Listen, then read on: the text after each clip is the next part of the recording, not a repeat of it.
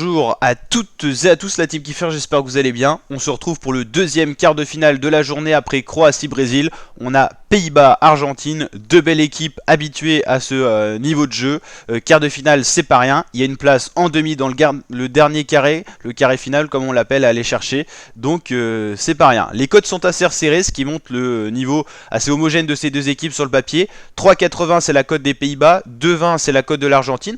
J'aurais pas forcément attendu ce type de cote, sachant que l'Argentine n'a pas une... Enfin, ils sont pas dans une forme incroyable dans cette Coupe du Monde, même si avant la Coupe du Monde, ils restaient sur une série de 34 victoires et en tout cas 34 matchs sans défaite. L'Argentine, là, je les sens pas aussi puissants que ça, et les Pays-Bas, eux, me paraissent d'un autre côté assez bons. Donc on l'a dit, cote de 2,20 pour l'Argentine, 3,80 pour les Pays-Bas. L'Argentine, il reste sur une victoire 2-1 face à l'Australie en 8ème de finale. Ils s'étaient fait peur, après avoir très bien géré le match, ils ont laissé l'Australie en fin de match vraiment développer son jeu et ça aurait pu leur causer une prolongation. Il y avait une victoire 2-0 face à la Pologne, 2-0 face au Mexique, mais par contre défaite surprise face à l'Arabie Saoudite, ce qui montre que l'Argentine n'est pas si en confiance que ça.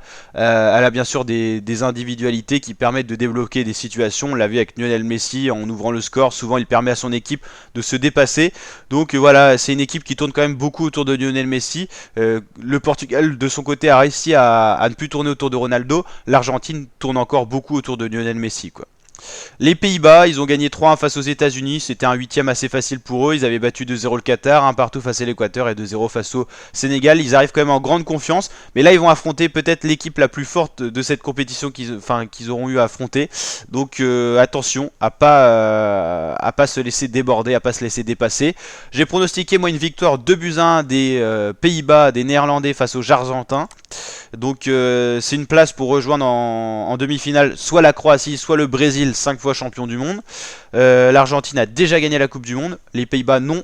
Leur meilleur résultat c'est une finale en 2010 face à l'Espagne. Les Croates pareil, leur meilleur résultat c'est une finale. Ils n'ont jamais gagné la Coupe du Monde. Donc voilà, l'enjeu pour la Croatie, pour les Pays-Bas c'est d'aller chercher leur première Coupe du Monde de l'histoire.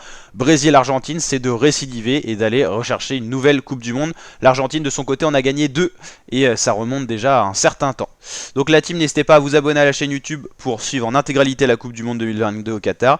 Likez la vidéo si elle vous a plu, le petit pouce bleu des familles, et je vous dis à très bientôt pour de nouvelles vidéos. Ciao ciao la team.